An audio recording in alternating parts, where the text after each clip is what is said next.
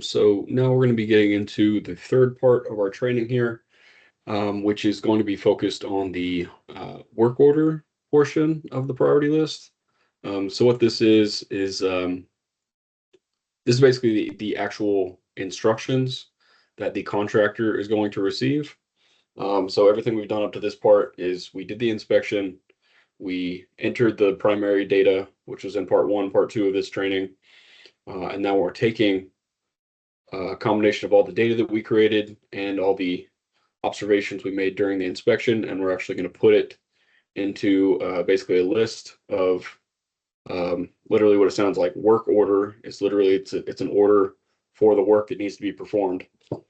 That's going to take place in the house. All right, so we're going to get back into it. Continuing on with the same client here. All right, this is still this is Phillips. So just to review briefly, so what we talked about before was these first few tabs here that just have kind of general information. We went through the signature pages in the beginning of the first training. Then we got into the data, entering the data into these tabs, and then wrapping up on the whole house assessment tab. All right. So at this point, you should have entered all of the primary information for the client. And now we're getting into actually putting together the instructions for the contractors to perform. All right. So in this particular house, this house is in pretty good shape. It was very new by our standards. It was 2011. So basically by our standards, that's pretty much brand new. So it didn't need a lot of work, but there are certainly, there's always things that we can do to tighten things up and make them a little bit better. All right. So we're going to get back into it. I'll sort of briefly touch on the different tabs, even if we don't necessarily need to enter information onto all of them. This first one here, this WRF budget tab, explains it up here. Literally, it's weatherization readiness funding. It's basically funds that are used to perform repairs to the home before weatherization is going to take place. All right, so when you get into this, it's primarily focused on things like roof repairs, damaged siding, large damage to walls and ceilings. Like if you have some, large plumbing leaks and a ceiling collapse, something like that. Those would be things that we would take care of before we do the weatherization. And certainly it would be things that prevent us from being able to do the inspection. All right. So we can't do a blower door test, for instance, if we have a large hole in the ceiling, because we're not going to get the right readings. All right. So in those cases, we would put together instructions to perform repairs before we do the weatherization. And basically what would happen is we would do the walkthrough for the WRF, send the recommendations over to the contractor, they'd come do the repairs, and then we would actually go back. Whoever sent the information for the WRF would go back and do the initial inspection before weatherization is going to take place. All right. In this case, and throughout all the tabs we'll be looking at today, I put basic sort of notes into the top section of each of these. Don't think of these as being necessary, but these are just kind of general guidelines so that I don't have to rewrite the things that I see frequently. I don't have to recreate those notes. I can just kind of tweak it as necessary. All right. So in this case, we don't have any WRF repairs needed. So I'm just going to come in here and delete those notes out. All right.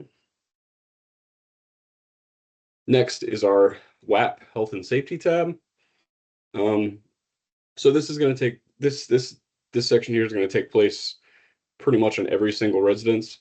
There's always some sort of health and safety adjustments we need to make just based on the program requirements. All right. So you can see up here at the top, this actually lists out the rules that we have to follow. for the program. So you can read through this information. It is kind of dry, so I'll let you read through that on your own time. But the big thing to keep in mind is that for each type of work to be performed, we've got a certain amount of funding available. Oh, and I'm sorry, let me back up real quick.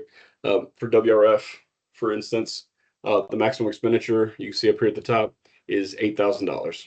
All right. So if it does exceed $8,000, that home is a denial. All right. So we can do roof repairs. We can't do full roof replacement because that goes above and beyond what we can do. But we can do minor, plumbing repairs. We can do ceiling repairs, wall repairs, certain amount of mold and moisture correction, things like that. All right. So $8,000 for WRF. Next, health and safety. There are certain things you can use health and safety funds to correct. Some of those things are going to be um, outlined in these notes at the top. For instance, right here, you can see this one goes into pest removal. All right, you can actually see right here it says does not exceed $200. All right, so if you see um, something like mice in somebody's attic, mice that are coming into the house, you can do limited pest removal. So you can basically just put a line item that says perform pest removal procedures, and it will be up to the contractor or the WAP specialist to identify what measures they're going to take to do the pest removal. It may be setting traps, it may be putting out poison, or whatever the case may be, depending on what type of what kind of pest they're dealing with. Also, could be bees, things like that. We're a little touchy to get into bee removal, but that would be another thing that we run into sometimes. Another one would be let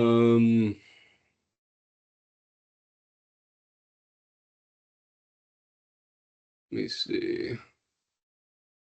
You can see several times throughout here, $750 is listed as a limit. So biological concerns, repair, leaking sewage pipes, minor plumbing repairs, not to exceed $750. All right, see that? And then another one, building, structure, and roofing, roof, door, window repairs, blah, blah, blah, not to exceed $750. Well, and that actually says the visible biological growth cost shall not exceed $750. So that's actually talking about mold if you're having mold issues. Anyway, reading through this information can kind of give you better ideas, but as you come to know the program, you'll start to know what is and is not allowed. All right. So moving on to what we saw in this particular house. Actually, let me jump back one thing real quick. Okay. So in order to determine what the house actually needs, it's going to be based on your observations in the home.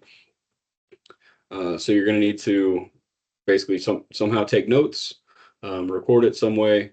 Something that I like to do is sort of a combination of two things. I do take photos as I'm going through. If I see anything, that looks like it's not good, if it looks like there's any issues, I take photos of it. So you can see, like, for instance, right here, you see that light fixture hanging down. This is actually in one of the bedroom closets on the ceiling. And then here's another spot right here. So I took a photo of, there was some moisture damage at some point on this wall. So I took a photo of it. And I also spoke with the client, kind of discussing what happened there, what's going on. So I'm going to take action and point that out as something to correct. All right. So as you're going through the home, anything you see that you just want to, show that you observed it, or you want to show that there's something that needs to be fixed, you can take a look at that. All right. And you can actually see here, this is a exhaust fan.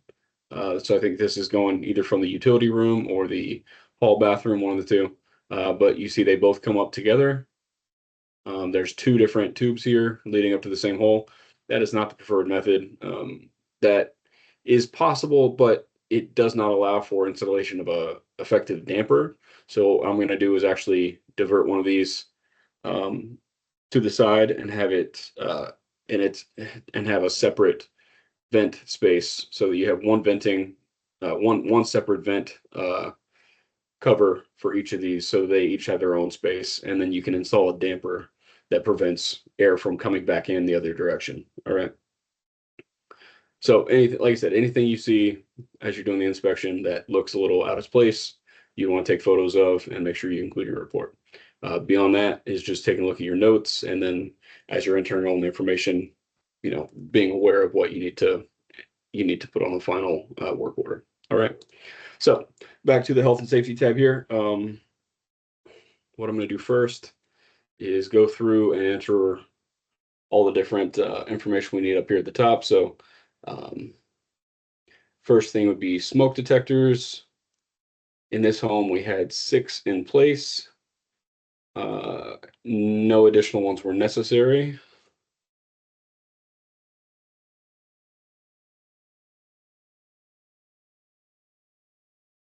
You know what? I'm actually going to change that. I'm just going to replace the 2 that were in the hallways. One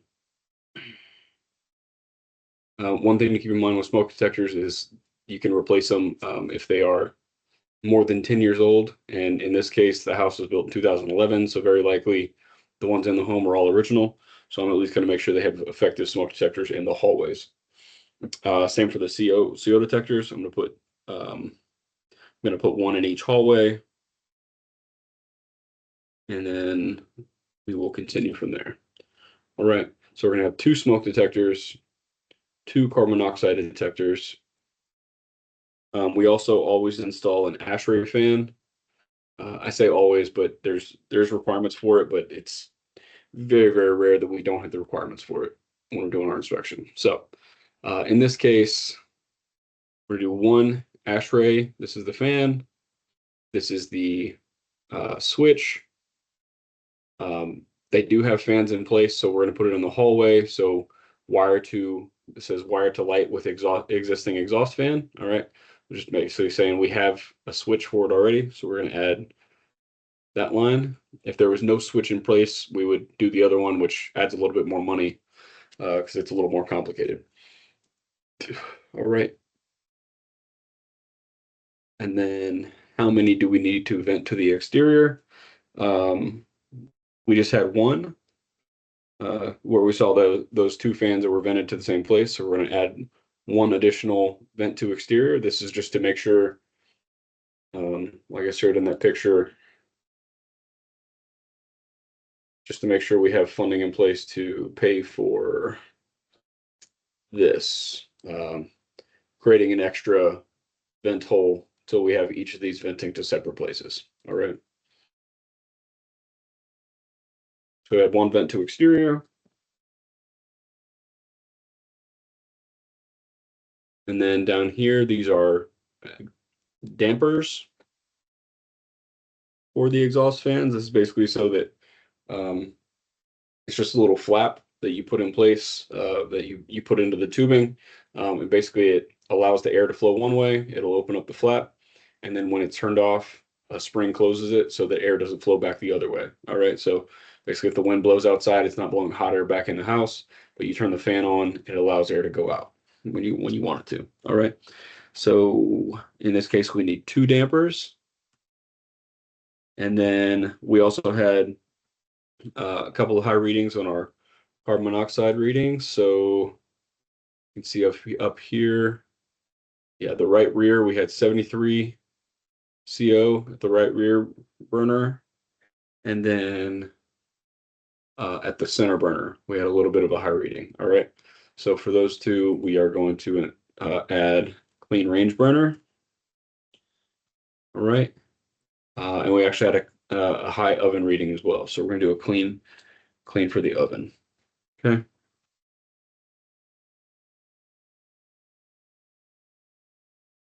All right. So it's that simple. You just go through, you're going to create line items, just put a number next to each one of these, And then when you do that, you can see, so I put a 2 here for clean range burner. Each of these costs $50. All right, this is a combination of these two lines right here. So this already has the math done for you. So 2 range burner cleanings at $50 each gives you $100. All right. So every time you add a number over here, it's going to total up on the side. At the very bottom, it's going to include all of the totals. All right. So just those things that we've added so far is almost $1,500. All right. And that's the materials themselves. So paying for all the smoke detectors, carbon monoxide alarms, all that stuff, and the labor, which is installation and making sure everything is installed properly. All right. So the last part you got to do is you come up here to the top, and we're going to, again, I've got all these kind of basic template notes in here. So we're going to go in and we're going to adjust each of these to match the information we want. All right. So 2 smoke detectors, so 2 CO detectors. You see this one, I've got what it says is 1 outside each sleeping area and near garage door. Well, this house didn't have a garage door, so we're just doing it outside the sleeping areas. So I'm going to delete this final part. So it says 1 outside each sleeping area. Install 2 smoke detectors, 1 in each sleeping area and adjacent hallways. I'm just going to change this to say 1 in each hallway. Okay. And that's where I want them in this particular case. Okay, so we're just telling the contractor where it needs to go so they install it the way that we see it. All right. Because our job is to, as assessors, our job is to identify the issues, and the contractor's job is to correct the issues. All right. So if we don't give them the instructions, we're not doing our job. We're not identifying what's happening. So if you just put the numbers down here and then just throw it back to them, they'll get the money, but it may not get installed the way that it may not be installed the way that it should be, right? Because it's not their job to know all the rules. It's our job to do that. It's their job to install the stuff the way that we say it. All right. Okay.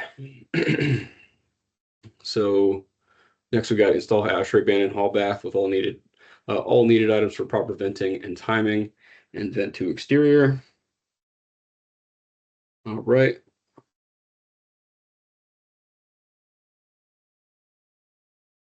So I'm gonna leave that one the way it is. And then the next one, I've got 2 dampers that I want to install.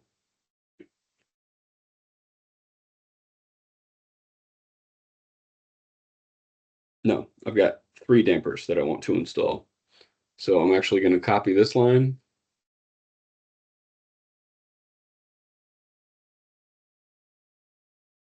Okay.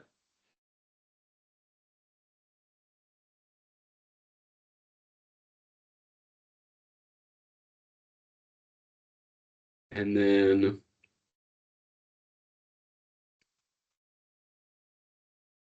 so one is going to be the utility fan vent to exterior plus damper. So I'm going to say install gravity damper for utility fan at roof and vent to exterior. All right, that's gonna take care of one of those vents that we saw combined together. And I'm gonna say install gravity damper for range fan. On this one, I'm gonna say at wall.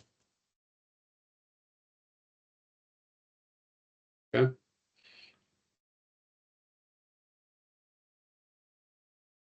And then last one, install damper for master bath fan.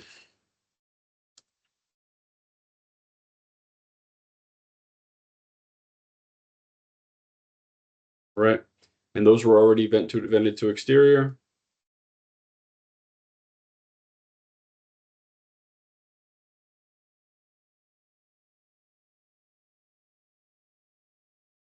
Okay. So we've got 1 vent to exterior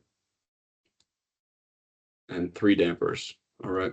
So down here, we're going to adjust this. We got 1 vent to exterior, 3 dampers. Okay. That's because the utility fan was already vented to the exterior, but they were sharing that one vent cap. So we're going to split that off, give it its own vent cap in the roof and a damper. All right, so that's one. The second damper is going to go to the range. The range fan exits through the exterior, but we did not have a damper in place, so we're going to install one there. And it goes through the wall. That was to the side. And then the last one here is the master bath fan. We're going to install a damper and make sure that's, make sure that's vented properly when they install that. All right. Okay. Next is clean the range burners. So we've got one was the right rear. That one was 73 parts per million. And then we've got the next one is the center burner was 27 parts per million. All right. Okay. Next is going to be your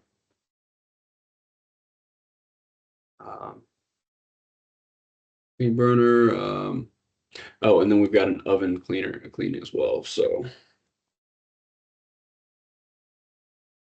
put that on its own line item there. I'm going to say clean oven burner.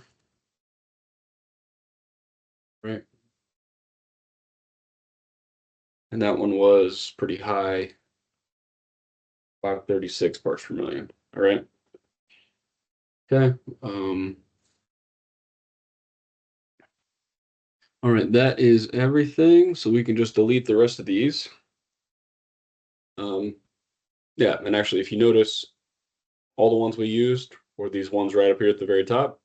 We didn't have to do anything extra except, we added a few gravity damper lines. That's by design, right? Like I put the ones that are more common at the top so that as I fill it in, I can just delete everything at the bottom if it's not necessary. All right, so the things further down are usually a little less common, but I leave them on the list just so I don't have to, create them from scratch every time. All right, so there we go. So that is your, oh, and then last thing here, if you see these little drop down boxes right here, these right here, if you select that and you remove the one that says blanks, it'll take out all these empty lines for you. All right, so then you're left with just what you actually created and the stuff you added to the work order. All right, it just makes it a lot easier to review at the end.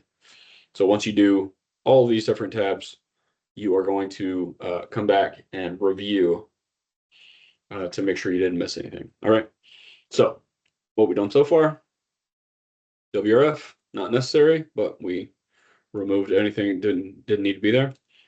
WAP, health and safety, and then we're going to continue on from there. All right, just real quick, where we're going today is we're going to go from the WRF, which is this blue one, it's by itself, this light blue color, all the way over to the right, right before all these red ones start over here. You see where it says HVAC costs. We are going to go fill in all the tabs between here and there. All right, except with a couple of exceptions, and I'll show you those as we go. All right, so HVAC costs is where you stop. That's where the work order stops. After you get through that, then you get into these red tabs, and these are more price listings and just different calculators that the whole report uses.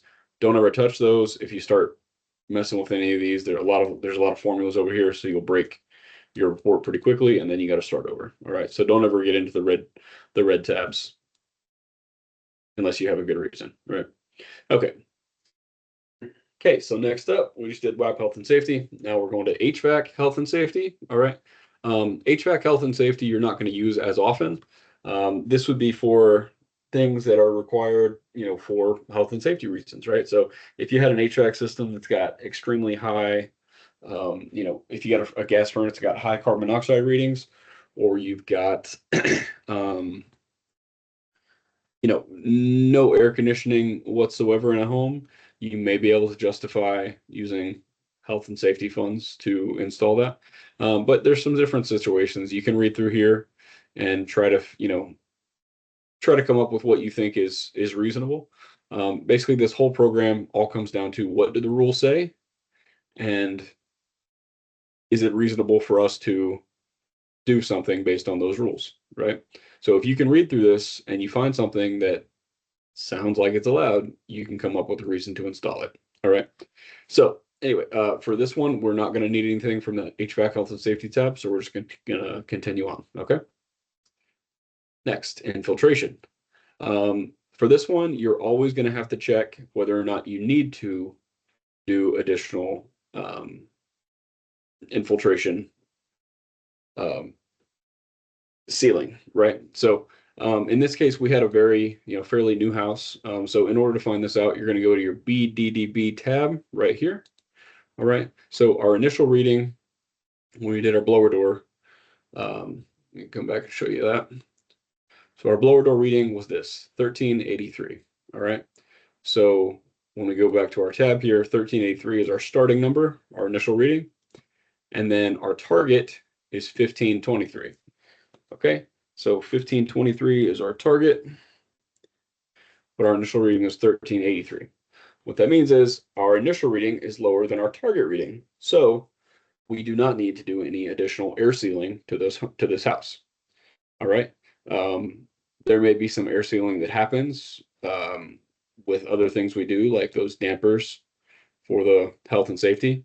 But what it means is we're not going to spend any money on the infiltration measures. All right. So you're going to take note of these initial readings and your target readings, and you're going to adjust your work order as necessary. All right.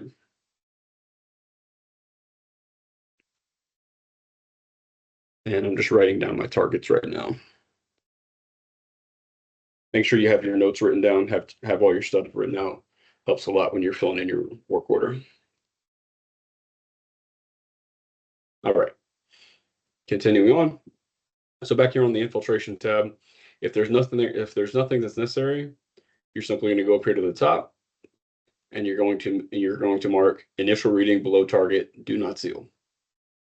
We're basically saying don't need to, don't do it. So I'm going to go ahead and delete all these notes because they're not necessary. All right. Okay. Real quick, if you were going to do infiltration, let me go ahead and pull those notes back up for you. I do have some basic notes in here that are included on pretty much every house. I've got this one up here at the top, seal all attic penetrations with per DOE guidelines, basically saying seal the attic as best you can. Next one, ColtCo visible voids to include attic top plates, window frames, door casings, baseboards, wall ceilings, voids, cracks, pipe and penetrations. Basically, seal all the common stuff we see in every house. All right. Next, foam fill all large voids in attic top plates and interior as needed. Basically saying fill in any gaps. Use the foam. Use that spray can foam that we use. All right. And then from there, it goes into some more particular things. If you are going to use the rest of these, you need to explain them. So drywall repairs, and it says to include parentheses, basically, this is what I'm saying you need to seal, right? And you're going to explain where you saw drywall damage. Mortar caulk and exterior masonry, that one's pretty self-explanatory. Weather strips and sweeps. If you're going to use this one, that's fine, but you got to say which doors. All right, so I leave these XXX here to get attention. So install weather stripping and sweeps to whatever door you're focused on. All right. Broken panes, tub and tile caulk, fireplace draft stoppers, miscellaneous funds. One real quick note on this miscellaneous funds one. This is something I include on every. I include this one on every home that does need infiltration. Something that they explain that we can use. It's basically kind of a catch-all. So I come down here and I've got a line I call miscellaneous funds, and you're simply going to put. And actually, you do need to add this. You need to change it so the math works because they don't have that. They don't have that added in here. So just gonna do copy, and then over here you do a simple paste. Okay, you're gonna get these NA and A and A things, but you're just gonna hit 0 for the first line, 300 for the second line, and that's going to be 0 for the materials, 300 for the labor. And you see the 300 shows up there. That's your total. And just put 1. All right.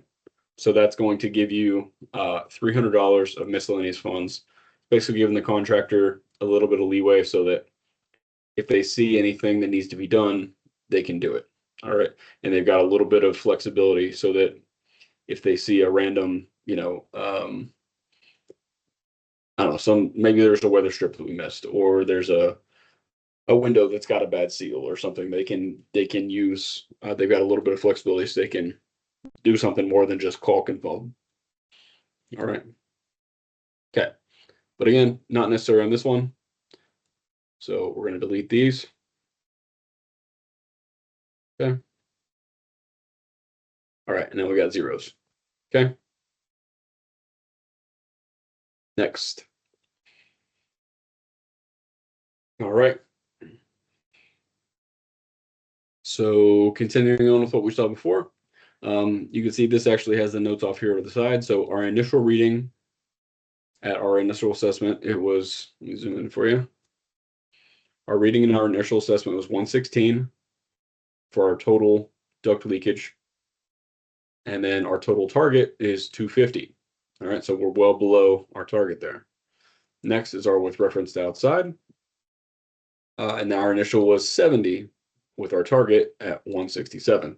All right, so we are well below our target readings or our target guidelines for both of these. Okay, so we are not going to do any additional sealing in this case. So when you do that, same thing as before, you're going to come up here and you're going to say below target. So it's basically saying we're not going to do anything. And next is the ductwork insulated? Yes, it is. All right. So we are below target, so we're not going to do anything. But again, I'm just going to go through and show you. And you can see this is a copy of that blower door tab here. So you can see that's all the information from the blower door tab, all the actual leakage that we got when we were doing our readings. And then here it is listed again. All right. It's just to remind you so that you know which ones need sealed or which ones don't based on what you saw. All right. In this case, we're not sealing anything, but what would you commonly, what you would commonly fill in would be these things I have listed up here. So you're always going to seal all of your return plenums and return chases. All right. So if you got one return in the house, you'll do one. And then, and then also you're going to do that based on what size it is. All right. So if it's a full size, meaning like the grill starts down on the ground by your feet and then it goes all the way up the wall into the ceiling, that's a full size chase. All right. If it's on the ceiling and it's just a little box on the ceiling, basically inside the wall, that's a small chase. So you're going to do one there. Sometimes you might have multiple. So you might have 3 small chases and you would do 3 small chases here. All right. It can be any combination of the two. Okay. So you'll do however many returns you've got. Typically, you've only got one supply plenum. That can fluctuate a little bit depending on the configuration, but it's basically just one supply plenum all the time. All right. And then clean and seal all registers. The number of registers that you're going to enter is going to be based on your readings here. All right. So if in order to take action for each register, it needs to be above 1.0. And here you can see that right here. All right. Mandatory duct sealing, target value is 1 Pascal per register. All right. So anything above a 1.0, we're going to seal if the total target allows us to. All right. If our total target is already below, we're not going to do any sealing regardless. But if our total target is below, then we're going to follow these rules. All right. So you're going to go through here and say this was a 1.2, 3.3, 5.5, and a 6. All right. You would go through and you'd say, okay, well, I've got 1, 2, 3, 4. All right. So I've got 4 registers that are above. So then I'd come up here.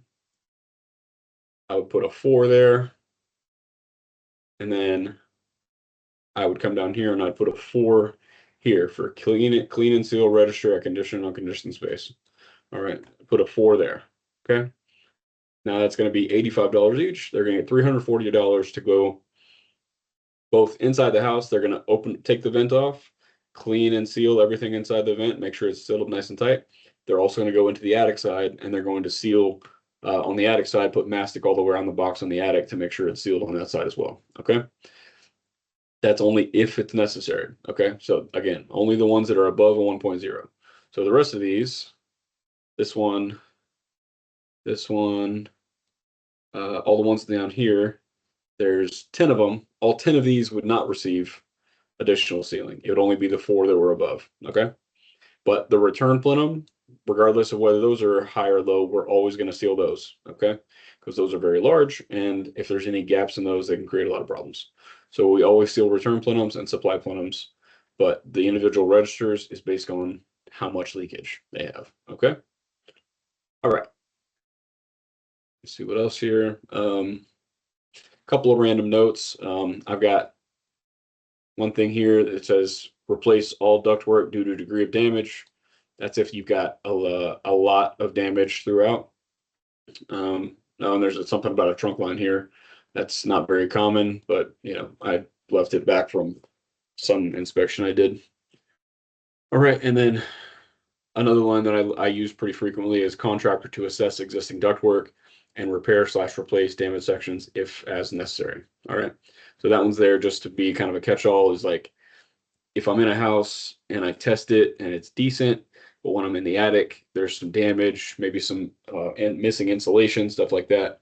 I'll leave this line in place so that it will give the contractor permission to do repairs if they're necessary, but I'm not saying it's 100% required. All right. And I'm not saying replace everything. I'm saying do some repairs here and there if you need to. Okay. All right. So let me undo all those changes I made because I don't want to change these numbers. Okay. So my numbers are back to what they were. And now I'm going to go ahead and delete these items here. All right. Again, we're not doing any sealing in this case. I was just showing you an example. All right. Okay. Moving on. Now we're on to the attic insulation section. Okay. Attic insulation is pretty much always going to happen. Yeah, I actually can't even think of a situation where we wouldn't do attic insulation. What you're going to do here is these notes at the top don't apply to this house, but these are, again, general notes. If you needed fiberglass bats for attic knee walls or static roof vents, there's just terminology in there just for convenience. All right.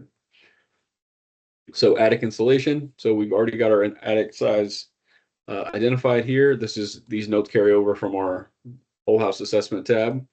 This is the information we actually entered. So 2013 total square footage right here, 2013. All right. And then we're going to enter our R value. Okay. So there's a drop down here and you're going to enter the appropriate R value. So it's going to modify how much money the contractor is going to get based on how much insulation is already present. Okay. So we've got R value of 33. So this one down here says existing is between R28 and R38. All right. So this literally reads as it's greater than or equal to R28, but it's less than R38. All right. So if it's less than R38, we're going to install more. So we're going to select that one.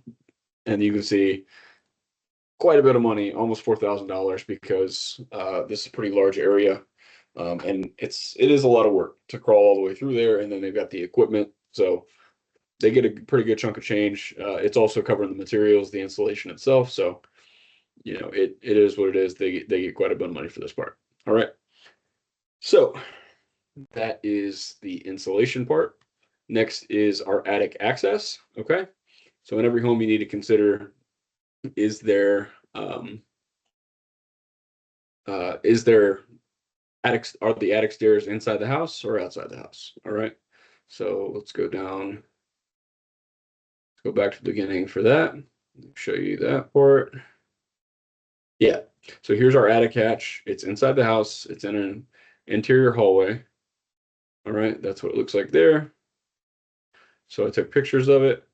So I'm just showing it is in the house, showing that there's pretty large area to be able to insulate it. So they're actually going to create a seal.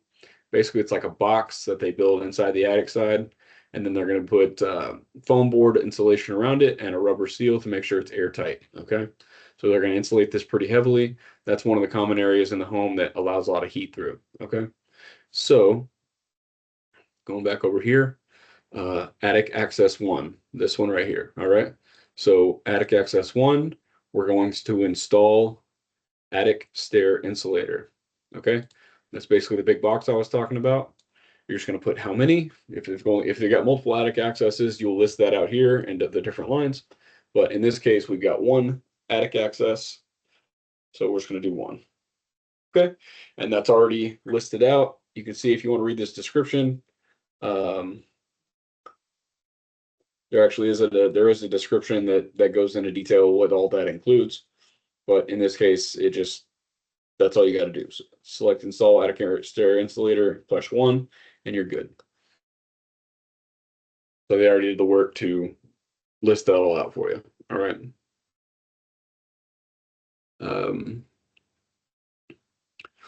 Okay. And if you had different situations can occur, like you could have a scuttle hole. It's just like when they have a little square cut in the ceiling, and then you got to use a ladder to climb up yourself. Whatever the case may be, but that's all already been determined for you. All right. Okay. So that is that portion there. So they're going to get about $4,300, to do all the insulation and the attic stair insulator. Okay.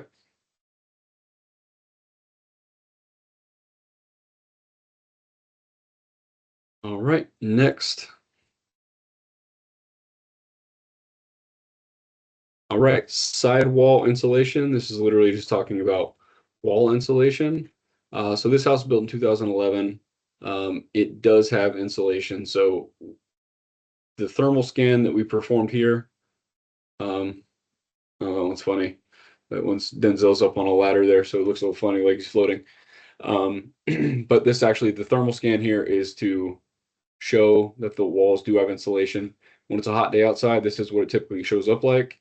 You see the warmer spots in between those are actually the studs, the boards that go all the way through the wall, and the outside of the wall is hotter, the inside of the wall is cooler, and it's actually called thermal bridging, is where those boards are hot, and that's what's showing up on the wall. All right.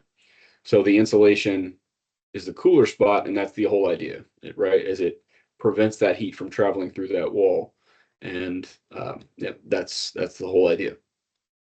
All right. So in this case, when you do have wall insulation already present, you're not going to add more. So we're going to put existing is approximately R13. The rule here is, like I mentioned before, if it's the house is built before the year 2000, you use R11, or built 2000 or later, use R13. Okay. That's just because insulation has gotten better over time, naturally. All right. And wall thickness, 2x4. I've never seen a 2x6 house in Texas. That'd have to be some pretty beefy construction. All right. Next is floor insulation. We don't do floor insulation in Texas. We typically have slab homes, so you're just going to put slab. If you do have a raised foundation, if it's up on cinder blocks, or a wood foundation that's just raised up on pier and beam, something like that, you can adjust this as necessary. If you do have more than 2 feet of clearance, you can do insulation under the floors, and then you would identify that here. All right. In this case, we just had slab, so we're just going to put slab. And that's it. Right. Next is your refrigerator.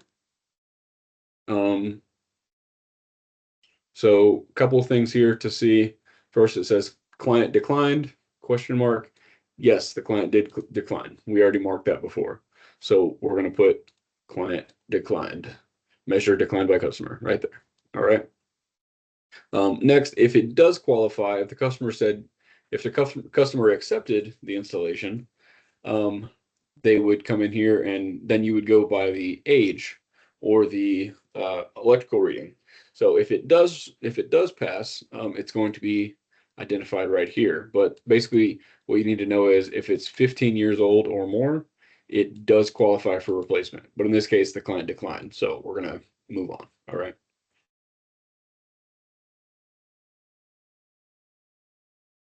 Okay.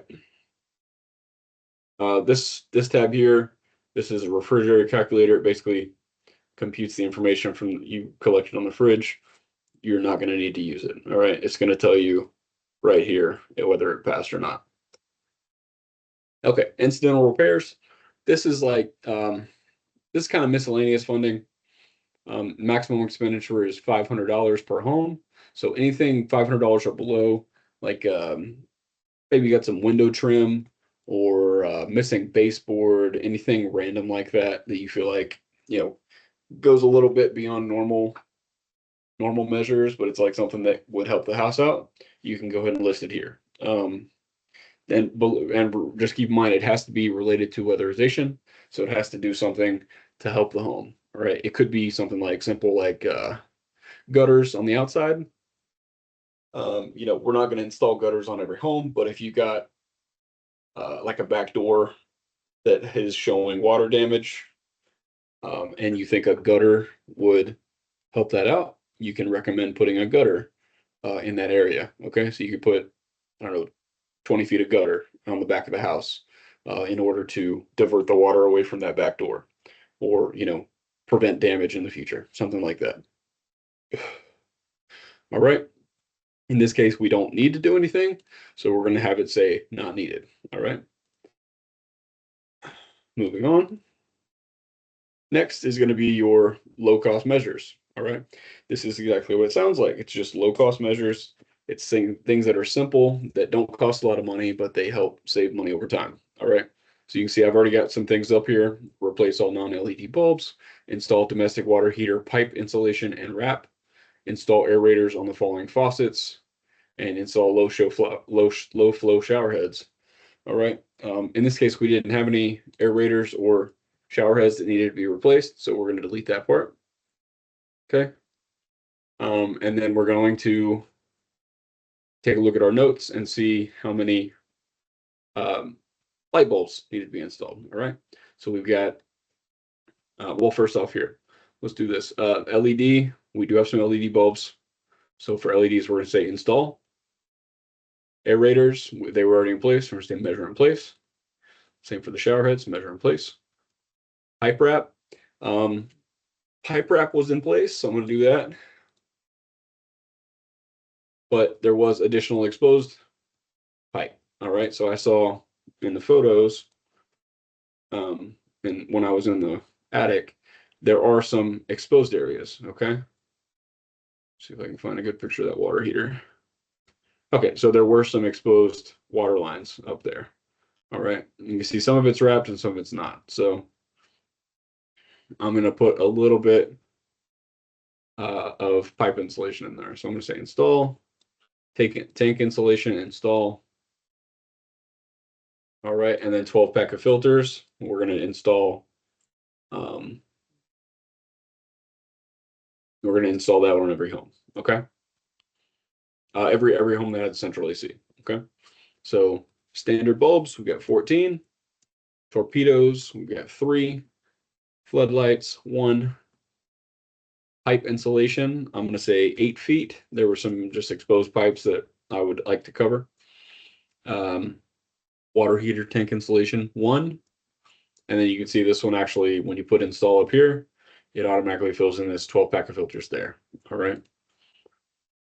Okay. So that is that section. Next is your solar screens.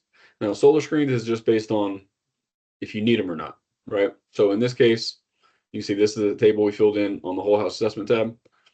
So in this case, it's just saying install solar screen question mark. No, we don't need to install solar screens. You install solar screens if they are single pane windows only, and if they're not covered. All right. So if they're single pane and they're not covered by a porch or overhang, something like that, then you would install solar screens and you would say yes. And then if you did say yes, you would just put yes up here, and the quantity and the square footage would actually fill in for you. Okay, because this formula is set up very well so that it makes it easy. All right, all you'll do is you'll say install, then you're done. All right, it calculates everything for you. So this one's set up really well. All right. Next is the smart thermostat. In this case, we already had one. You can see here. All right, so we've already got a smart thermostat in place. So we're not going to install one. So it's already got, the formula already says measure in place. If you did have one, you'd put a 1 here and you'd be done. Doors and windows, you're not going to use this one very often. If you've got a door or a window that's very, very damaged and it's creating a lot of problems, you may qualify for replacement, but it is something you have to actually, the weatherization team at BakerRipley has to submit to the TDHCA in order to get approved. All right. So this is not going to happen very often, but if it's severe damage and you can justify replacing it, you can put a recommendation here and they will request it. All right. All right. Next is HVAC costs. For this section, this is all based on, requirements again. So in this case, we had, I'm going to go back over here. This last yellow tab is the HVAC info tab. All right. This actually just has good synopsis of the information. So this system was 2023 3-ton. All right. So in this case, it is new enough that our contractors will be comfortable doing a tune-up. So you can see here, if you select AC tune-up, 5 years or less, you select that one, and then you can recommend a tune-up for the air conditioner. All right, that means they're going to go in, they're going to clean it, they're going to top up the Freon if they can, and basically just clean the system up to make sure and just basically perform regular maintenance. All right. Now look, you see that notice it says 5 years old or less. The reason that is our contractors got into enough situations where they performed a tune-up, and then a week later, the client calls and says, "Oh my gosh, our air conditioner's broken. You're the last one that touched it. It's got to be your fault. You've got to replace it." Right. So sometimes that could be real, but sometimes it's exaggerated, right? Like it's not beyond some of the people we may deal with. It's not beyond imagination that they may go out there and sabotage their own AC so that they can get, if it's 15 years old but it's still working, they'll go out there and tear it up so that they get a brand new one. All right. Unfortunately, that does happen. So our contractors have been in that situation enough that they said they are not going to touch air conditioners that are more than 5 years old because they do not want to be blamed for, them breaking. It's just way too coincidental that, you know, 80% of the houses that we touch break a week after we leave, right? So we're not going to do that. We're not going to. Our contractor refuses to do that. If it's an older AC, they're not going to touch them because they don't want to be blamed. All right, which is reasonable. It would only take paying for one brand new AC for me to change my procedures like that too. All right, so all we're going to do here is delete the unnecessary lines. This one says perform HVAC tune-up procedures. Simple enough. Okay, that's it. And then if you scroll down here, just got to find the line item that says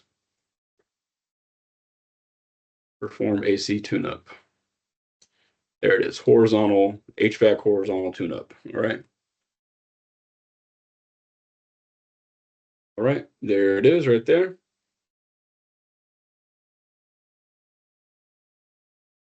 So they're going to go clean it, top up the Freon if they can, and that'll be it. All right. It just helps the AC perform and continue performing well for longer. All right. So that is that part.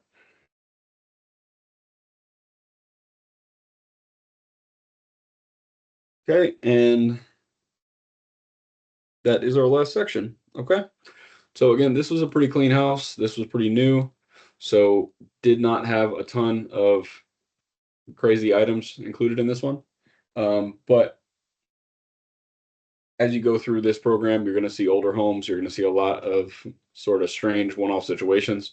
Every home is unique, and you just got to keep in mind, if you see something in the house, take a picture of it and then include it in your recommendations.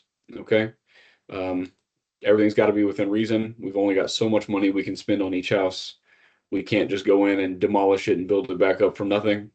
Wish we could in some situations, but uh, as you get more experience in this program, you'll start to understand what we can and can't do and what we are allowed to work on. All right.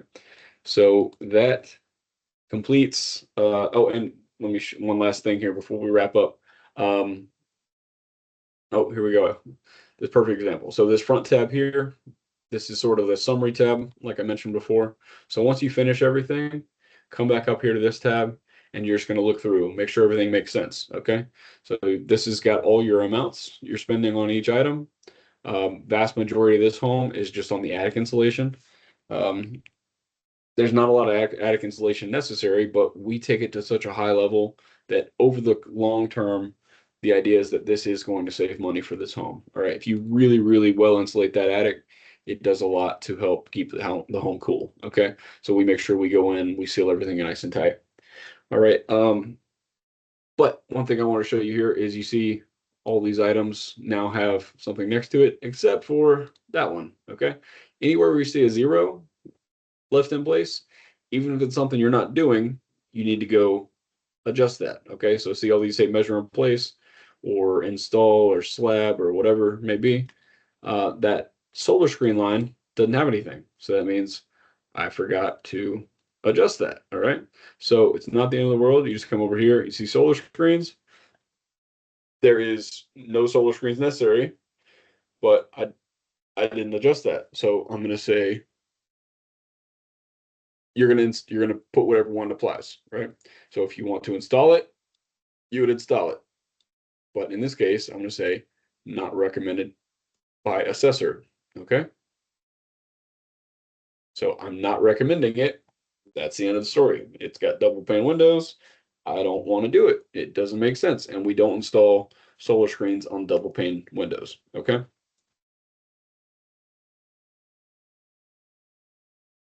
All right. So here is our finished product. We've got all of our measures in place.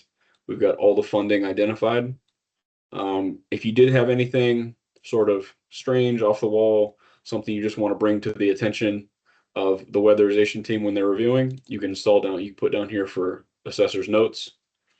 Again, in this case, this is a pretty standard home, fairly new, so not a lot of outstanding things, but if you had just a bizarre situation you wanted to bring to their attention, you can put it up here at the front page just to make sure that you get their attention on it. All right. Okay, so that is going to conclude our training. Um, I'm going to do some other trainings in the future, but this will wrap up our priority list. All right. So if you do have any questions, obviously reach out to me. But make sure you review this before you reach out, just so you can answer some of your own questions first off. All right. All right. Well, thank you so much for joining me, and good luck.